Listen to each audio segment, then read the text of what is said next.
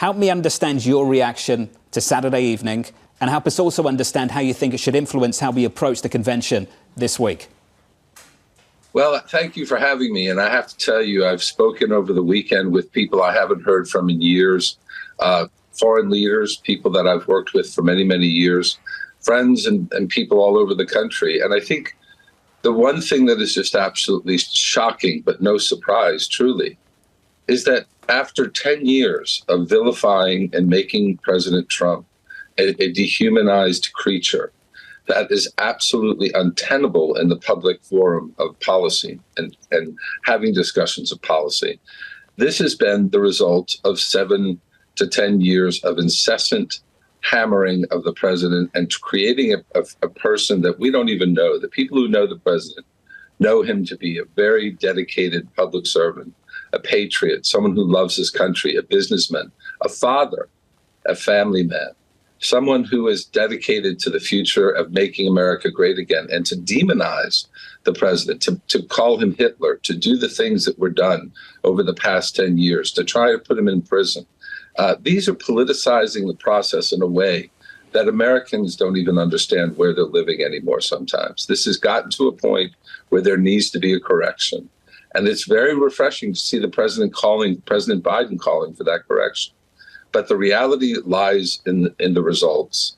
And I think we're going to see the results over the coming weeks. They have to shift now to policy. They have to talk about immigration. They have to talk about taxes. They have to talk about fuel costs. They have to talk about what they've truly been doing for 4 years in foreign policy. And they cannot survive the comparisons between 4 years of Donald Trump and the 4 years of chaos they've created. We heard from President Trump last night, Ambassador, and he said the speech I was going to give on Thursday was going to be a humdinger. Had this not happened, this would have been one of the most incredible speeches. He says, honestly, it's going to be a whole different speech now. Do you have any insight of what he is planning to say this week at the RNC and how it's shifted? I think the president has made very clear that this is a wake-up call for America, that going down the track of putting President Trump on the front of the new republic, looking as if he's Hitler, calling him an existential threat to the American people and our democracy. These are the things that are untenable and can't continue. And I think the president will address these issues head on. And I think we will hear about the things the president knows to be true in the United States. Americans are looking for leadership. They're looking for a return to sanity, peace, freedom, liberty around the world. And I hope and pray that the American people will see that President Trump is dedicated to making this happen, moving the country forward in this way. And I know most have, because the results in the polling shows very clearly that the American people are responding to the president's message. That's why we're seeing desperation on the side of the Democrats. Hopefully they will come around. Hopefully President Biden's promise for a change in rhetoric, a lowering of the temperature in the public domain and policy debates will happen. But the proof will be in the pudding. Well, also, the former president seems to be talking about unity and lowering the temperature as well. That brings me to his VP pick. Who would be the right choice to lower the temperature? You know, the people that the president has already spoken about publicly, all are phenomenal candidates for the president. As far as I'm concerned, the best candidate is the one that President Trump is most comfortable with, working 4 years to continue making America great again, to continuing the agenda that works together as a team to move the country forward. We have a lot of work to do.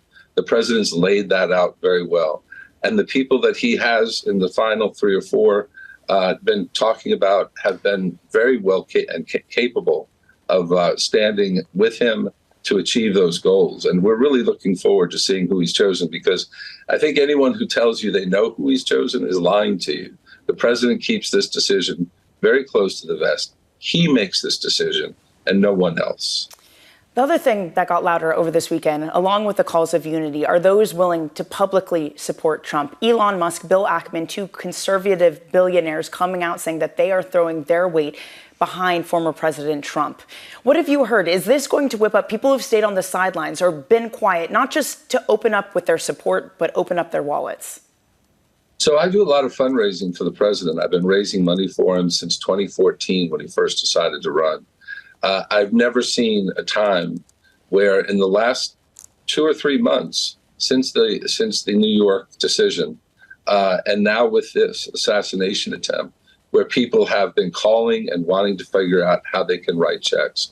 I've never seen anything like this. We heard that after the NATO conference in Washington, D.C. last week, that foreign leaders were praying that there'd be a continuation of the same. I heard very different things from the foreign leaders calling me over the weekend. Presidents of countries, their secretaries of state, who know that this chaos cannot continue and that President Trump has and shown the world that freedom, liberty, and peace is the result of Trump's Making America Great Again policies. They want that. They want that back. Ambassador, how concerned is the international community you've cultivated with where we are as a country? The fact that we were even able to, we're talking Monday morning about an assassination attempt on a former president from over the weekend. How concerned are those individuals you're talking to about the state of affairs and how toxic American politics has become?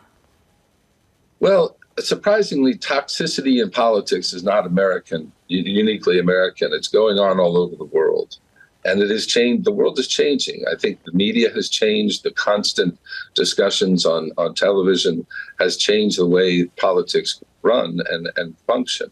And I think foreign leaders are very concerned about the freedom and liberty and peace of the world. And they know that as goes America, so goes Europe, so goes the rest of the world. Economically, foreign policy, security-wise. These are serious issues that I think this administration has got to seriously step back, analyze how they're going to move forward, and start talking about the issues.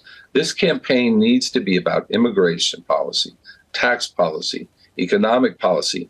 I hear people saying that America is doing just great economically. Folks, I live in South Carolina. I can take you 50 miles from my home and show you families that cannot put food on the table. Uber drivers traveling until 4 a.m. to be able to put food on their table and work the job during the day.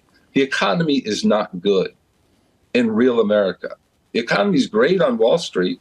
The economy is great in Washington, D.C.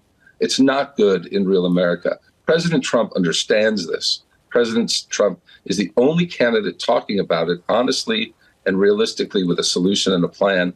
And we know in the 4 years he was president, he was successful in achieving peace, freedom, liberty, and a strong economy. Ambassador, as you know, you need the right team around you. I think there's a caricature of the individuals that surround the president, Donald Trump. I'd like to talk about some of the facts with you. Fact of the matter is, in Trump Volume 1, he was able to attract some very, very good, smart individuals. O'Brien, I'm thinking of Lighthizer, I'm thinking of Tillerson at the beginning, Gary Cohn, the list can go on and on and on. There are some questions, though, Ambassador, about whether he can do the same again, attract that talent for Volume 2. What gives you the impression he can? Let me dispel that myth right now.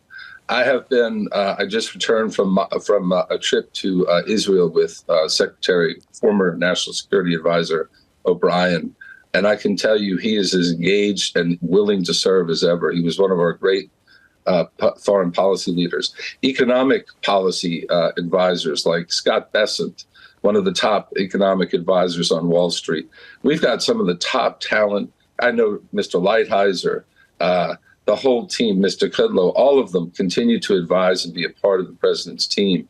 I don't see any dearth of opportunity to get great talent. In fact, I think increasingly more quality talent is serving the role of being an advisor to the president, giving him advice and insight. And this is a great thing to see because there's no reluctance on behalf of quality people to serve. In fact, I think most are patriotic Americans who know now is the time to serve because the country's calling them and they will reach that call and deliver on that call.